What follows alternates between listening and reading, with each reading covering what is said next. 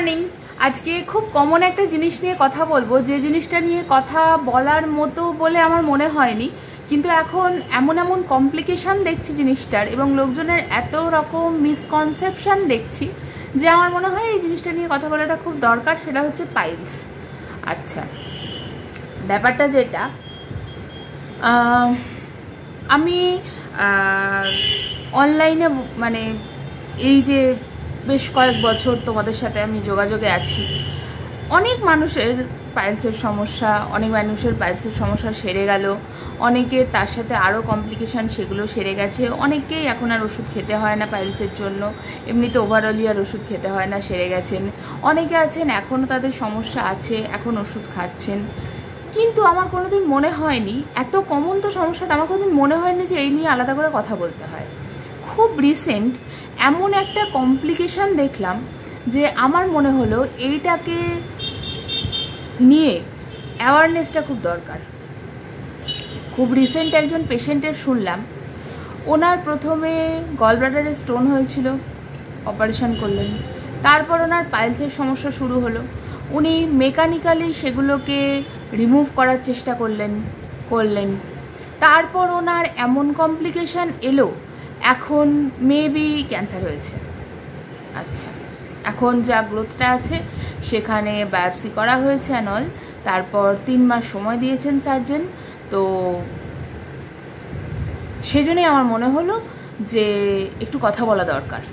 মিসকনসেপশনটা মনে হচ্ছে একটু বেশিই আছে।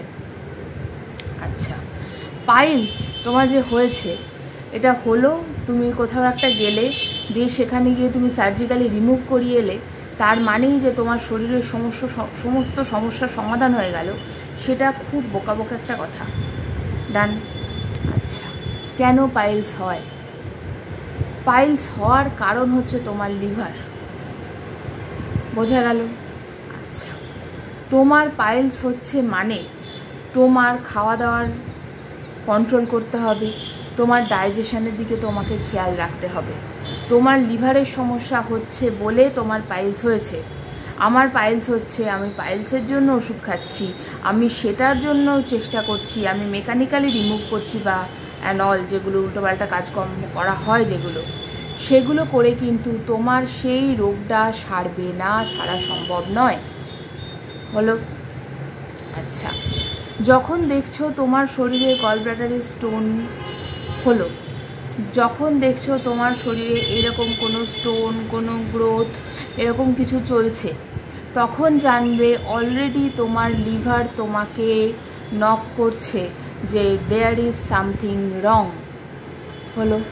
তুমি গলব্লাডারে স্টোনটা তোমার তখন অপারেশন করার দরকার ছিল, তোমাকে ভোগাচ্ছিল, তুমি সেটা অপারেশন করিয়ে নিয়ে এরপরেও যখন তোমার কোনো কমপ্লিকেশান আসছে রিলেটেড টু লিভার, আমি শিওর এখন যারা আমাদের ভিডিও দেখছেন তাদের মধ্যে অনেকেই জানেন না যে পাইলসের সাথে লিভারের কত বড় সম্পর্ক।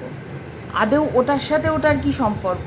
এটা তো হচ্ছে আমার অ্যানাল অরিফিসে আমি যা কষ্ট পাচ্ছি, অ্যানাসে আমি যা কষ্ট পাচ্ছি, আমার এর সাথে লিভারের কি সম্পর্ক? এই জিনিসটা না বোঝার জন্য, এই মিসকনসেপশনটার জন্য একজন মানুষের আজকে ক্যান্সার হয়েছে। আমাদের পেশেন্ট, আমি তো দেখছি এখন এই কমপ্লিকেশানের পর আমি পেয়েছি, তো আমি সেই জন্যই আমার মনে হলো এটা নিয়ে ভিডিও করাটা খুব দরকার।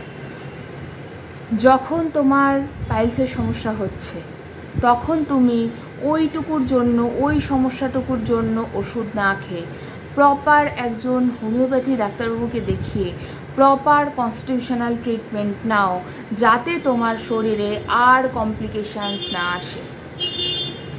বোঝা গেল? আচ্ছা, এইটাই রিকোয়েস্ট যে তোমার যা হয়েছে অ্যাটলিস্ট দেখো, তুমি তো বুঝতে পারছো না যে আমার যে এরপর ব্রেস্ট ক্যান্সারটা আসছে, আমার যে এরপর অ্যাক্সিলারি ক্যান্সারটা আসছে, এটার মূলে আমার সেই কোন জন্মে স্টোন হয়েছিল তার সম্পর্ক। এটা তুমি বুঝছো না। বুঝছো কি? বুঝছো না। সেইখানেই ডাক্তারবাবুর প্রয়োজন। কনস্টিটিউশনাল ট্রিটমেন্ট এখানে প্রচণ্ড দরকার। হোমিওপ্যাথিক কনস্টিটিউশনাল ট্রিটমেন্ট পেলে আজকে ওই মানুষটার এই দুর্মতি হতো না। আমার খুব খারাপ লাগলো আমি যখন দেখলাম পরপর, মানে আমরা ওই জন্য কেস হিস্ট্রি নিই, কেস হিস্ট্রিটা এতটা ইম্পর্টেন্ট। আমি যখন পরপর লাইফের ইভেন্টগুলো সাজাচ্ছি আমার এত খারাপ লাগছে যে আমি যদি সেই গলব্লাডারের স্টোনের সময় মানুষটাকে পেতাম, সেই মানুষটাকে আমি এত দূরে এত খারাপ অবস্থা পর্যন্ত যাতে না আসে সেই ব্যবস্থা স্যার করতে পারতেন, সেই কাজটা আমরা করতে পারতাম। তাই তোমাদেরও বলছি, যখন ধরো পাইলস হচ্ছে, গলব্লাডারে স্টোন হচ্ছে, ঠিক আছে, তোমার তখন গলব্লাডারের স্টোনটা ঠিক আছে, তোমার অনেক ব্যথা করছে, কষ্ট হচ্ছে, তোমার ওষুধে কাজ হচ্ছে না নল, যদিও হোমিওপ্যাথি ওষুধে স্টোনে কাজ হয়নি এমন পেশেন্ট আমি এখনও দেখিনি। গলব্লাডারের স্টোন তো আমাদের বেশ কয়েকজন ভালো আছেন। যাই হোক, ওই নিয়ে পরে একদিন আলাদা করে কথা বলবো।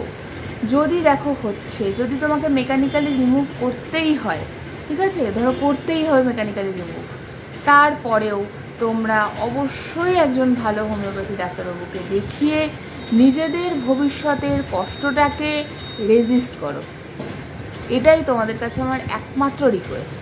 আমার খুব খারাপ লাগছে, এই যে পেশেন্ট আমি কয়েকদিন আগেই দেখেছি, আমার ভিডিও করা হয়নি, একটু চাপ চলছে, কিন্তু তোমাদের কাছে আমার একটাই রিকোয়েস্ট, যখন দেখছো এই ধরনের সমস্যা শরীরে হচ্ছে, সেই সমস্যাটুকুর সমাধান হয়ে গেল মানেই যে আমার শরীরের রোগটা চলে গেল তা কিন্তু নয়। এইটা বোঝো এবং নিজেদেরকে ভবিষ্যৎ কমপ্লিকেশনস থেকে রক্ষা করো। ঠিক আছে, বাই।